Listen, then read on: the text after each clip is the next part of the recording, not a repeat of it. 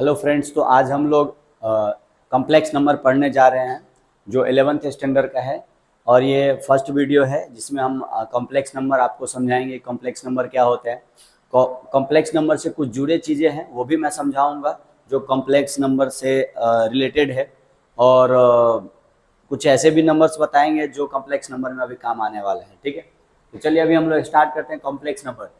तो complex number में हम ये बताएंगे आपको कॉम्प्लेक्स नंबर क्या होता है पहले, फिर कॉम्प्लेक्स नंबर को कैसे फाइंड आउट किया जाता है, वो सब सारा तरीका हम इसमें समझाने वाले हैं। तो पहले देखिए रियल नंबर, नाम तो आपने सुना रहेगा रियल नंबर। तो रियल नंबर कैसे क्या होता है, व्हाट इज रियल नंबर। तो रियल मैंने इधर लिख करके रखा है कुछ डेफिनेशन वगैरह, जो छोटी मोटी चीजें ये मैंने लिख के रखा है बिकॉज ये आपको डायरेक्ट एज इट इज समझ लेना है कि ये क्या होता है। फिर बाद में मैं डिटेल सवाल भी बनाऊंगा, उसके हिसाब से आपको समझाऊंगा। ठीक है, तो आप अच्छे से इसको समझिए।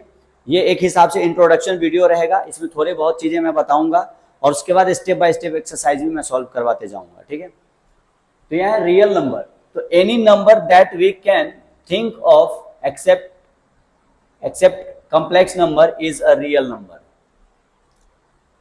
मतलब क्या कि कॉम्प्लेक्स नंबर को छोड़ के, यानी कॉम्प्लेक्स नंबर में कौन सा नंबर जो इमेजिनरी पार्ट है। तो अभी ये आपको इमेजिनरी नहीं समझ में आ रहा होगा, अभी मैं कॉम्प्लेक्स नंबर समझाऊंगा और उसका दो पार्ट्स होता है, रियल एंड इमेजिनरी। वो जब बताऊंगा तब आपको समझ में आएगा।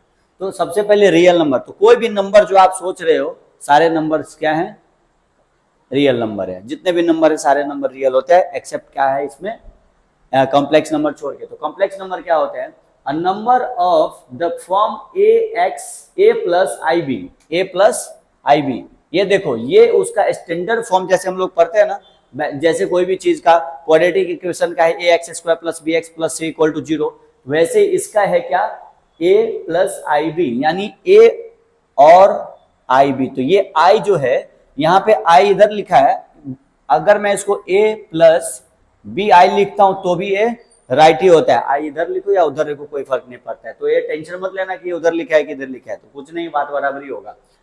तो वेयर ए और बी, अब ये क्या है, real number, R for real number. And i square equal to -1, यानी आई स्क्वायर होता कैसे, आयोटा। इसको आई स्क्वायर यानी इसको हम आयोटा बोलते हैं। तो आई इंटू आई, ये क्या हो जाएगा, आई स्क्वायर। तो इसका जो वैल्यू होता है वो -1 होता है, यानी इमेजिनरी नंबर जो है। अब इसमें दो पार्ट्स है, ए हो गया रियल पार्ट्स एंड आई भी हो गया imaginary part. It means I जो है इमेजिनरी नंबर को इंडिकेट करेगा कि आई जो है इमेजिनरी है, यानी ये वाले पार्ट जो हो जाएगा इमेजिनरी पार्ट हो जाएगा और ये रियल पार्ट हो जाएगा। And i square is equal to -1 is called complex number and is usually denoted by Z, capital Z. अभी हम इसको कैपिटल जेड से कॉम्प्लेक्स नंबर को डिनोट करते हैं। कॉम्प्लेक्स नंबर को किससे डिनोट करते हैं, तो जेड से डिनोट करते हैं। Complex number denoted by Z. अब यहाँ पे क्या हो जाएगा, एक मैं एग्जांपल लेता हूं। क्या एग्जांपल लेता हूं, देखिए अभी ए और बी कहां पे बिलोंग करना चाहिए था, रियल पार्ट में। तो इसका एक एग्जांपल लेता हूं। अभी सपोज करो मैं यहाँ पे लेता हूं 3 + 2i, यानी इसका अगर पूछा जाए ए का वैल्यू कितना है तो यहाँ 3 है, और बी का वैल्यू कितना है तो यहाँ 2 है, और आई के जगह पे आई है। तो ये क्या हो जाएगा, जेड, यानी ये कॉम्प्लेक्स नंबर है। अब कोई बोलेगा कि भाई एक बात बताओ, जेड इक्वल टू, मैंने इसको 5i लिख सकता हूं, लिख सकता हूं, नहीं, ये नहीं होगा 5 के बराबर। क्यों नहीं होगा, क्योंकि ये नंबर अलग है, ये इमेजिनरी पार्ट है और ये रियल पार्ट है। तो रियल और इमेजिनरी समझ में आ गया होगा आपको। तो ये जो पार्ट होता है वो कौन सा पार्ट है, रियल, और ये कौन सा पार्ट है, इमेजिनरी। ठीक है, imaginary, real and imaginary part. तो याद रखना इस चीजों को, रियल पार्ट्स क्या होते हैं, इमेजिनरी पार्ट क्या होता है।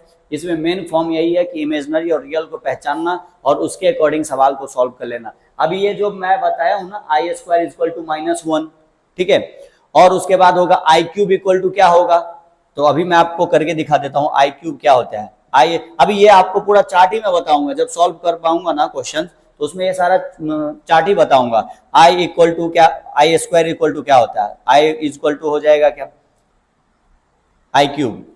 तो आई क्यूब कैसे लिखते हो, आई स्क्वायर इंटू आई, यही लिखेंगे ना। तो आई स्क्वायर का वैल्यू कितना है, -1 इंटू आई, तो इसका वैल्यू क्या हो जाएगा, -i। समझ में आया क्या, आई क्यूब का वैल्यू क्या होता है, माइनस आई, बिकॉज इसको मल्टीप्लाई करोगे ना तो 1 से मल्टीप्लाई करोगे कोई भी नंबर को तो 1 ही होता है, या मतलब सेम नंबर होता है। कोई भी नंबर को आप अगर 1 से मल्टीप्लाई करते हो तो जो नंबर से मल्टीप्लाई करो वो नंबर एज इट इज रहता है। तो इसको हम क्या बोलते हैं, इमेजिनरी पार्ट। ठीक है, तो आई जितने भी है, जहां आई आ जाएगा समझ लेना वो इमेजिनरी पार्ट कहलाएगा।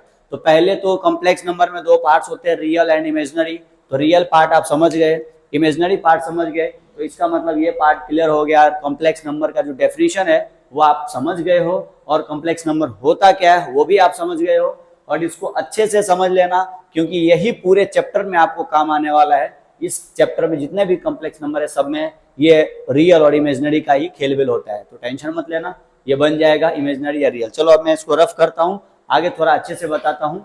दूसरे इस पे सवाल में बेस बताता हूँ। और एक चीज और है, इसमें क्या होता है कि जो मैंने बोला कि इक्वल कॉम्प्लेक्स नंबर क्या होता है भाई, वो थोड़ा मैं आपको डिटेल बता देता हूँ, ये ध्यान से देखो।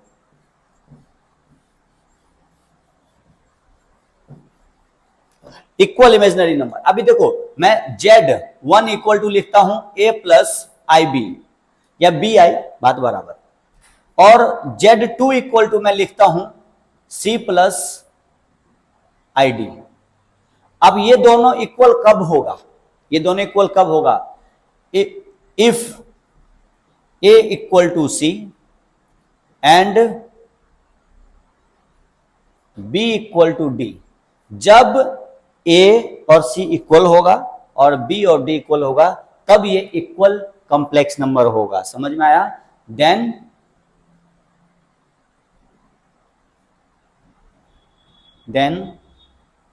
द एबव, या नहीं तो आप डायरेक्ट ऐसे लिखो, then Z1 equal to Z2।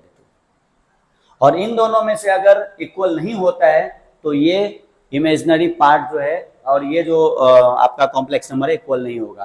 तो ध्यान रखना, ये भी कंपेयर करने के लिए कभी कभी बताएगा, और सबसे बड़ी बात है ये पहचानने के लिए बताया जाएगा। आप पहचान लोगे इमेजिनरी पार्ट कौन सा है, रियल पार्ट कौन सा है, उसमें से जो बी का वैल्यू क्या होगा वो निकाल लोगे और ए का वैल्यू क्या होगा वो निकाल लोगे। वही पार्ट्स नंबर पूछा जाता है, आप बना लेना। ठीक है, ये बहुत छोटा इंट्रोडक्शन था, आप इसको समझ लो अच्छे से।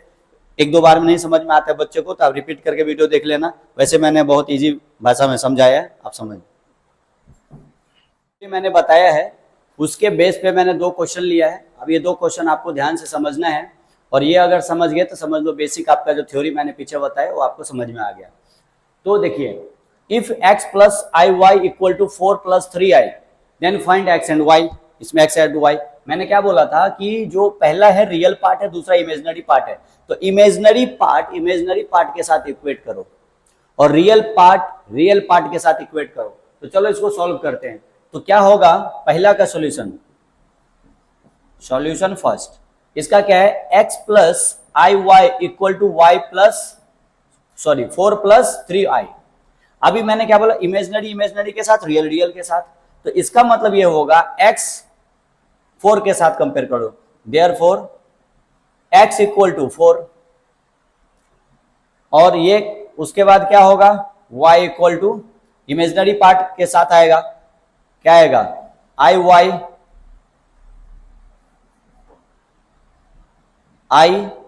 Y equal to 3i, therefore y equal to 3।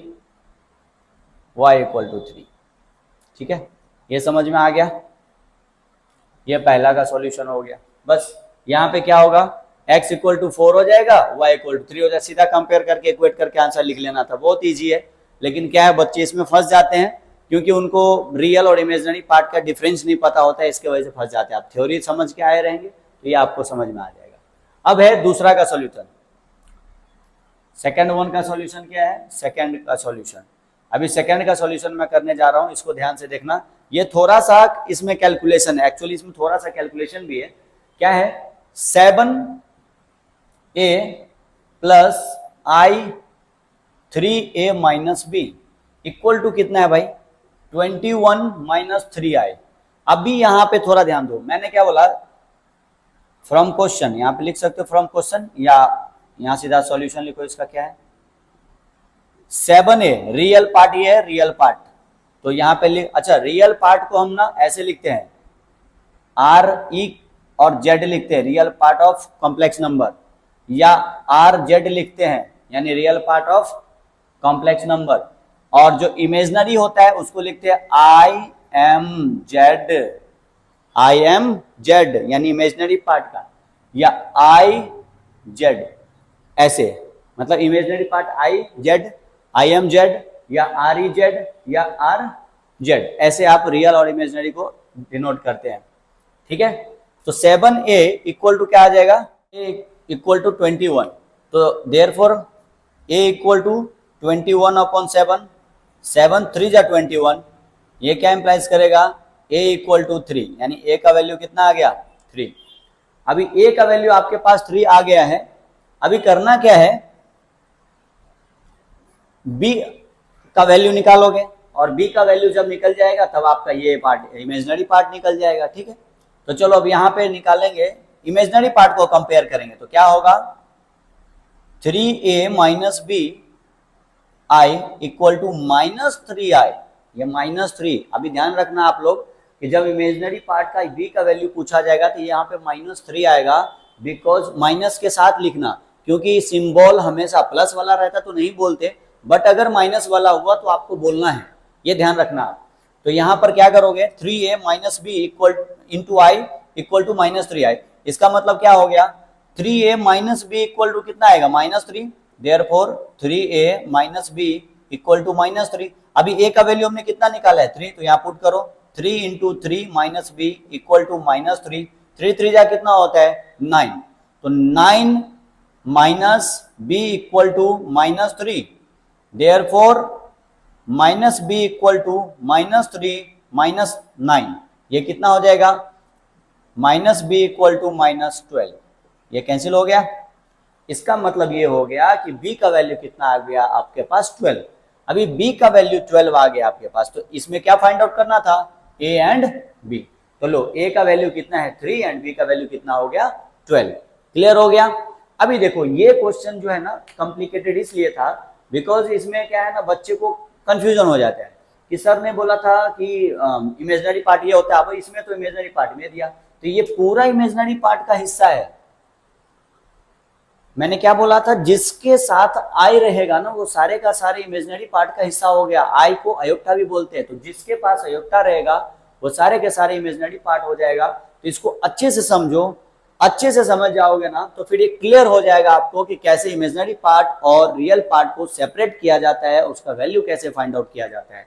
तो ये क्लियर, उम्मीद करता हूँ ये आपको समझ में आ गया रहेगा। और ये क्वेश्चन दोनों मैंने सॉल्व करके दिखा दिया है आपको, और आगे का भी मैं क्वेश्चन ऐसे ही सॉल्व करवाऊंगा। आप कंटिन्यूसली हमारे चैनल पे बने रहिएगा, और हमारे चैनल पे अगर आप नए हैं तो हमारे चैनल को सब्सक्राइब कर लीजिएगा, साथ में बेल आइकन को क्लिक कर लीजिएगा ताकि मैं जो नया वीडियो डालूं उसका नोटिफिकेशन आपको मिलता रहे। ठीक है, और ऐसे ही आप बने रहिए। Thank you.